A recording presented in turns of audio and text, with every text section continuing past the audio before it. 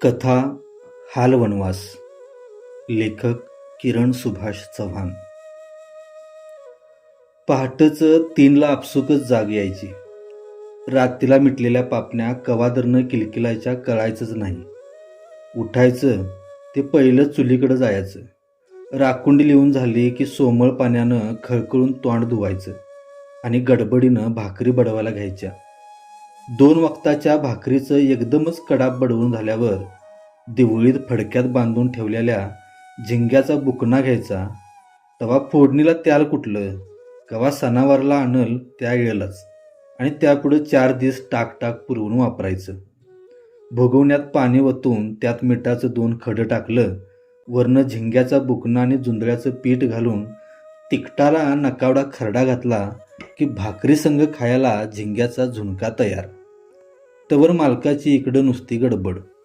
तेनला काय आपलं, जरा इकडं तिकडं केलं, खंदिलातलं रक्केल हाय का नाही एवढं बघितलं की झालं बघा त्यांचं काम. बसून नुसतं झालं का नाही असं 3-3दा बडबडणार. पण बाई माणसाचं काय एक काम असतं या. भाकऱ्या फडक्यात बांधून घेतल्या की 4 अडीसऱ्याच्या मापाचं 2 रिकामं जरबंदी पिठाला असतात ते डबं घ्यायचं. परत 5-6 पायलीच्या बुट्ट्या त्या एकमेकीत घालून त्यात फडकी, डबं, भाकरी, पाणी प्यायचा खोगला, सांबाराला एक रिकामं डेचकं असं काय बाय बुट्टीत घालून सगळी आवरावर करायची.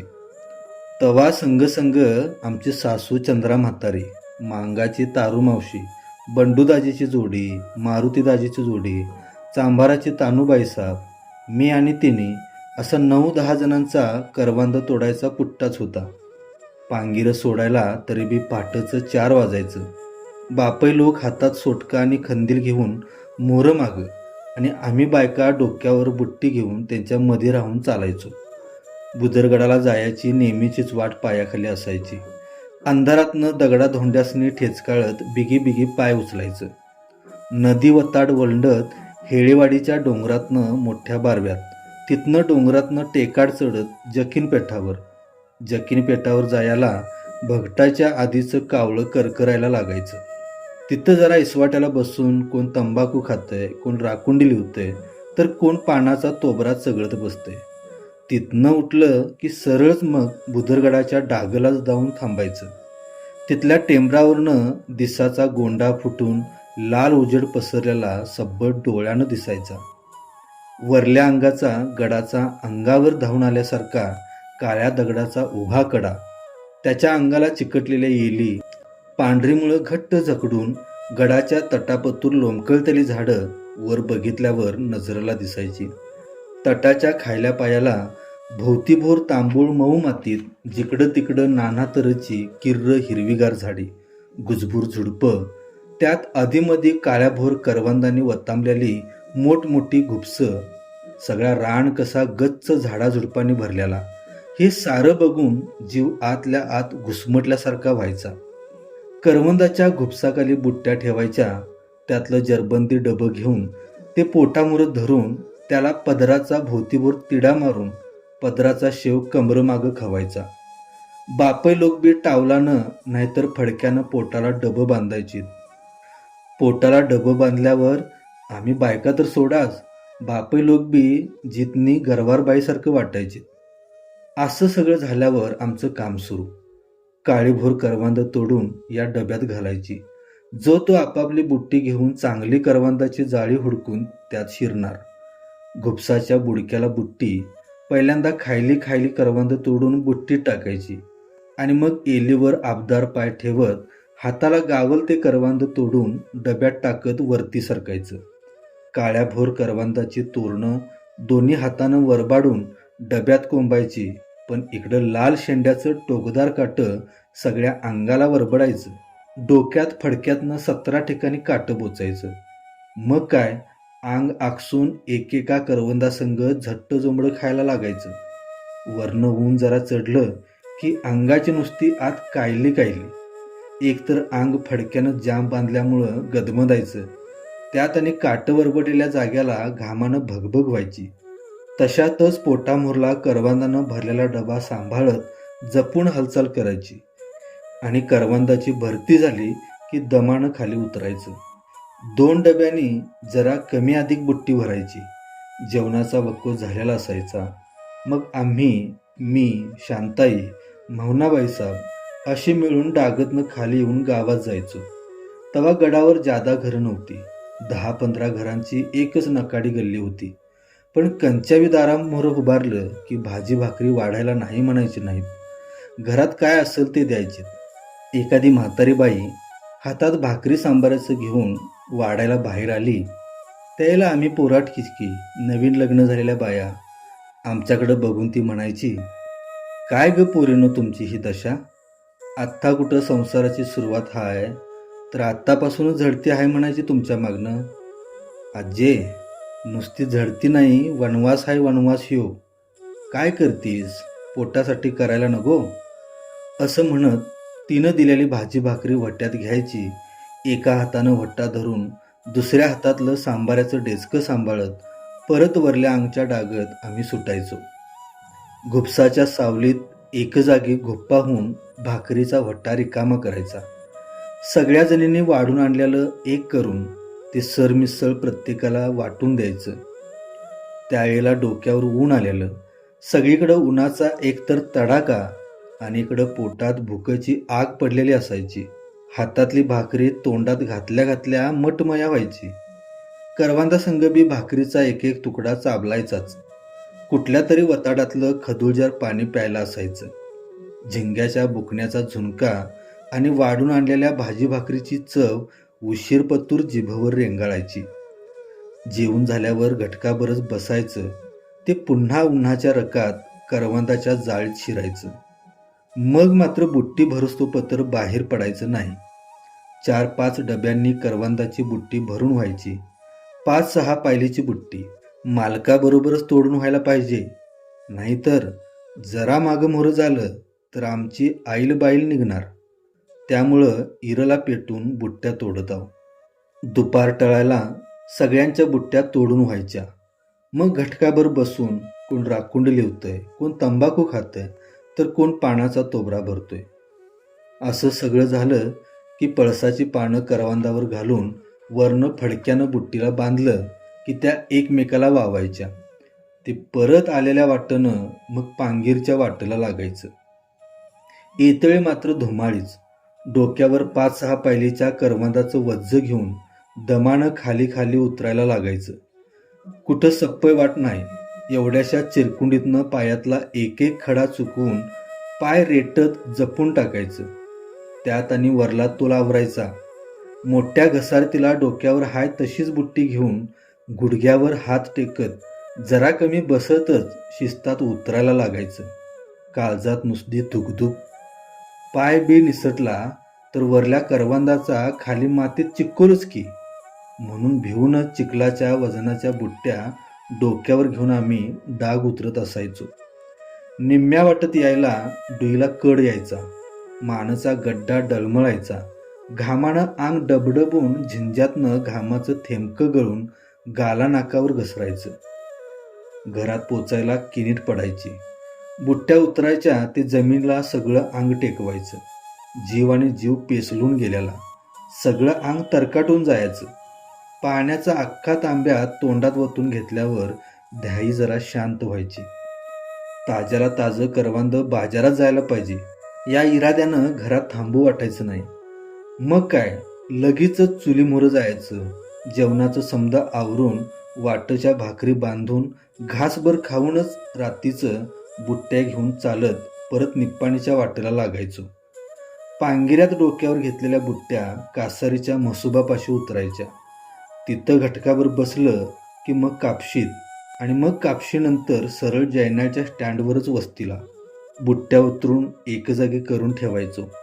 तिथल्या हाटेलातनं नाहीतर कुठनं तरी प्यायला म्हणून पाणी मागून घ्यायचं आणि संग आणलेली भाकरी पाण्याच्या घोटाबरोबर पोटात ढकलायची.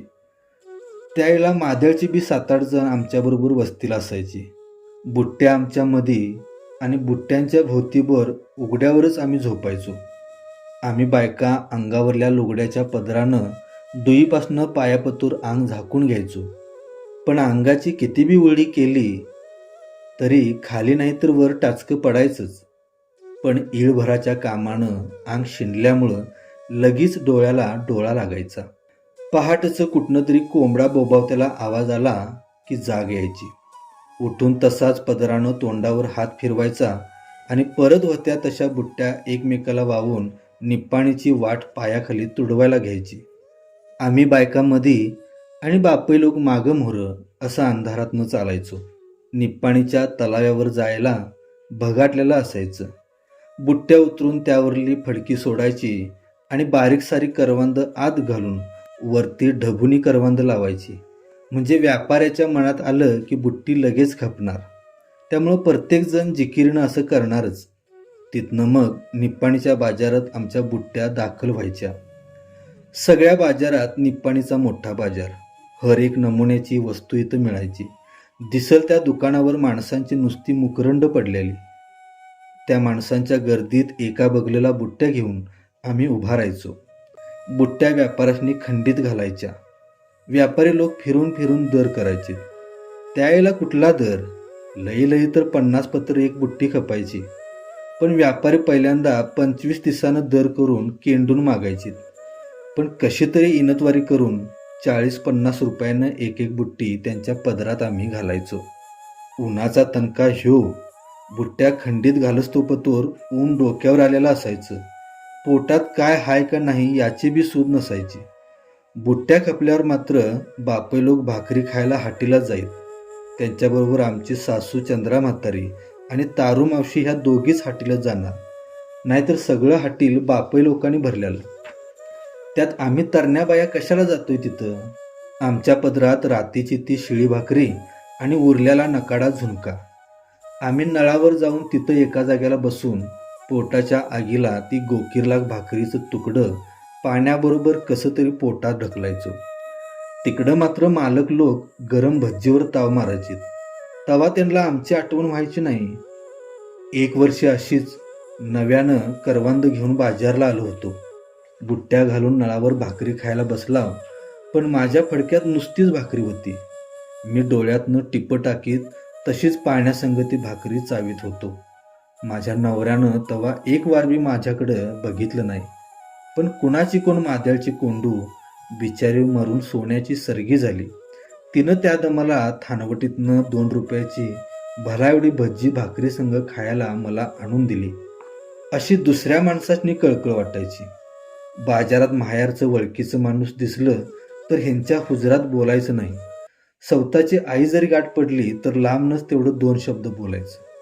का? तर इकडला सासरव सगळा आईच्या कानावर घालन म्हणून. असं सगळं. जेवून झाल्यावर सामानाची आवरावर करून शेवटाला बाजारात शिरायचं. मग कोण सांबाराचं माळवं, मिरची मिठाचं, जुंधळं, घरात लागणारं काय बाय खिडूक मिडूक सगळ्यांचा बाजार करायचा आणि परत होतं तसं डोक्यावर बाजाराचं गटळं घेऊन माघारी गावाच्या वाटेला लागायचो. गाव त्यावेळेला धर्मी होतं. रखमा पाटलीन, तारू आणि जनाई पाटलीन, विठलाई पाटलाची, चेंदाई जादवीन अशी त्यावेळेला गावातली चांगली कुळं होती. कधी सांबाऱ्या सुंबारला वाढून आणायला गेला की नाही म्हणायची नाहीत. काय असेल ती भाजी भाकरी द्यायची. एखाद्या वक्ताला ताक तेन केलेलं असलं तर वाटणं जाताना सुधी हाळी मारून प्यायला द्यायची. आमच्या गल्लीतली गिरजाजी एक तशी धर्मी होती. गिरजाजीनं ताक केले असं कळाल्यावर गल्लीतली पोरं ताकाच्या आशेनं तिच्या दारामोहरं घुटमळायची. पण दारातनं आत जायला कचरायची. कारण मधल्या सोप्याला म्हातारीचा खडूस लोक चप्पल लावत बसलेला असायचा. त्याला अगोदरच पोरांचं वावडं. त्याच्या वाऱ्याला बी पोरं थांबत नसायची. मग काय, गिरजाजी पोरासनी मागल्या मुगळानं या म्हणून शान खुणावा करायची. पोरं मागल्या मुगळानं गिरजाजीजवळ जायची आणि मोग्यानं ताक प्यायची.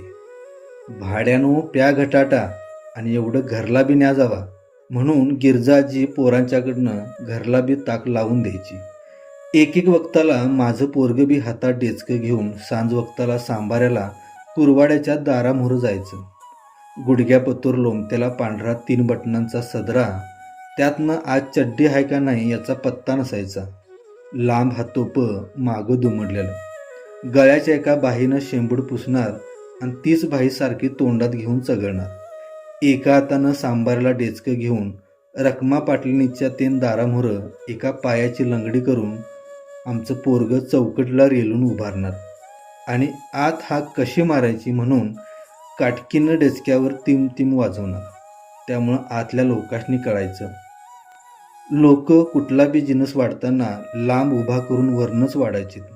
गावात त्याला शिवाशिव दांडकी. आम्ही कमी जातीतलं म्हणून तेव्हा आम्हाला कोण जवळ करीत नव्हती. काय असेल ते हुंबऱ्यापत्रच, आणि अगदीच महत्त्वाचं असेल तर हुंबऱ्याच्या आत हातवरच उभा राहून घ्यायचे. बाहेरच्या भीतीच्या दिवळीत एक जुनं बेल्ट ठेवलेलं असायचं. त्या बेल्ट्यावर आमच्या जातीतल्या लोकांचा हाक असायचा. आमच्यातला कोण बी माणूस मराठ्याच्यात गेला की त्याला हुंबऱ्यात उभा राहून या बेल्ट्यातनंच चहा मिळायचा. नदीवरच्या आडावर बी प्यायच्या पाण्यासाठी शिवाशिव असायची. मराठ्याच्या बायका आडावर आम्हाला पाणी भरू देत नव्हत्या. प्यायच्या पाण्याबद्दल इळातनं तास तासभर ताटकळत उभा राहून लांबनच पाणी मागून घ्यायची पाळी यायची. स्वतःच्या घागरी भरून झाल्यावर आमच्या घागरीत एकांद्रानं पाणी वतलं तर वतलं, नाहीतर आपापलं भरून घ्यायच्या नादाला लागलीत की आम्हाला त्यांच्या तोंडाकडं बघत बसायला लागायचं. एखाद्या वक्ताला बारक्या पोराला मिनत्या मिनत्या करून पाणी मागितलं की ते तेवढ्या वाटं कळशीनं भरून आमच्या घागरीत ओतायचं. ते बी त्याच्या मनात आलं तर. एकामागोमाग 2-3 घागरी मिळायच्या. असला यो भोग. प्यायच्या पाण्यासाठी बी माणूस शिवाशिव करून ते बी सगळं मिळू द्यायचं नाही. पण एक डाव करामतच झाली. असंच कवादरनं आडावर पाणी मागत मागं आम्ही उभारलेलो, पण कोण पाणी द्यायला मागना. मग मात्र आमच्यातली चांभाराची मालू, नवीनच लगीन झालेली, नव्या दमाची, रागानं सरशी मोहरं होऊन तिनं आपली घागरच आडात टाकून दिली आणि कमरेवर हात ठेवून समोरच्या बायकांनी शिव्याच देत सुटली. वय ग, तुमचं तेवढं रगात सुद्धी खाय आणि आमच्या अंगात काय नासकं रगात भरले होय. आता या बघू कशा आम्हाला पाणी देत नाहीसा तेच बघतो. आता या तुम्ही मोरं. नाही एकीकडे सळं लावलं तर जातीचं नाव नाही सांगणार. मालूच्या तोंडाचा पट्टा जसा सुरू झाला तशी सगळ्या चिडीचिप. तोंडात बोट घातल्यासारी सगळ्यांची गज झाली. पण उगाचच एवढ्याशा गोष्टीवरनं गावासंग कलागत नको म्हणून मालूच्या मधल्या दिरानं सगळ्याच आंभार, मांग, कांबळे, वाजंत्री लोकांनी बरोबर घेऊन आपण पुढं होऊन आडाच्या वरल्या बाजूला पाण्यासाठी खड्डा खणला आणि मग तवापासून आमच्या पाण्याची चैमय सुरू झाली. पाहिजे तेवढं पाणी पुरूट पडालं आणि पाण्याच्या शिवाशिवीतनं आमची बी सुटणुका झाली. आधीमध्ये शेरमापटी तांदळाला लोकांच्या घराच्या चांदकीच्या भीती सारवायला घ्यायच्या, नाहीतर मजुरीवर शेतात कामाला जायचो. दुपारची भाकरी खायची सुट्टी झाली की आपल्या 2 सुनासनी कामाला घेऊन आलेल्या जयाबाई साहेब भाकरी खायच्या वक्ताला मुद्दाम शेत मालकिनीच्या ढोंगणाला खेटून बसायच्या. कारण माणसासनी भाकरी देताना जवळ असणाऱ्या माणसाला मालकीनबाई एकांद्री भाकरी चढ द्यायची. त्यात सलगीचीच कोण असली की मुद्दाम भाजी भाकरी चढ देणार. आपल्या वाटणीला आलेल्या भाकरीच्या 2 वाटण्या करून जयाबाई साहेब आपल्या 2 सुनासनी द्यायची आणि आपण मात्र चतकूर भाकरीवर उठायची. दुसऱ्याच्या पोटासाठी तळमळायची बिचारी. ती तरी काय करणार. 8 जणांचा कुटुंब, पाय ठेवीन म्हणायला स्वतःची शेतीभाती नाही, हातावरलं पोट. चिपटभर तांदळाच्या भातावर जेवून उठायची. तिचा थोरला लोक विलास जेवत्याला वक्ताला ताटीत चाटून पुसून खाताना मी कित्येक वेळेला बघितलाय. म्हातारी व्हायच्या अगोदरच पोट म्हातारी होऊन बिचाऱ्या जयाबाई साहेब वारल्या. भाताच्या सुगीत आणि सुगी सपायला आमची मात्र गोळा करायची एकच धांदल असायची. मात्र म्हणजे खळ्यावर भाताची मळणी काढताना भाताचे हे दाणं खळ्याच्या भोवतीबोर मातीत मिसळायचं. मग या मातीत पडलेल्या धान्याकडं कोणच लक्ष देत नसायचं. त्यामुळे ते तसंच मातीत मात्र होऊन जायचं. असलं धान्य म्हणजे मात्र. सकाळी लवकर उठून जेवणाचं आवरून पोती फडकी बुट्टीत घेऊन बाहेर पडायचं. ते एक एक खळं मात्र गोळा करायला हुडकत फिरायचं. खळ्याच्या कडनं आणि पिंजराच्या खाली मातीत पडलेलं दाणं गोळा करायचं. बराबड्याचा खराटा घेऊन खळ्याकडची माती आणि पिंजराच्या वळी बुडली माती असं मातीचं 2 ढीग करून या मातीला सुपानं वारं द्यायचो. वाऱ्यासंग बारीक बुकणा माती पुढं जायची आणि मागं रेताड मोठं खडं आणि बरोबर मध्ये भाताचं दाणं पडायचं आणि मग हाताच्या पशानं भात पोत्यामध्ये भरायचो. असं एक एक खड्यावर बक्कळ 1-2 पायले तरी भात मिळायचंच. घरात आणलं की सुती फडक्यानं चिलटून मातीपासनं हे भात वेगळं केलं की शेतकऱ्याच्या घरातल्या भातासारखं खरं खुरं भात. लोकांनी जरी हे मातीत पडलेलं मात्र वाटत असलं तरी आमच्यासाठी तरी ते सोनं असायचं. कारण ह्या भातावर पोट तर भागायचंच, पण मालकाच्या दारूची उसनवारी बी भागायची आणि 4 दिवस पुढं घर बी चालायचं. मंडळी, आपल्याला हालवनवास ही कथा कशी वाटली? आपली प्रतिक्रिया खालील कमेंट बॉक्समध्ये जरूर कळवा आणि ग्रामीण कथांच्यासाठी कथामय या चॅनेलला सबस्क्राईब करायला विसरू नका.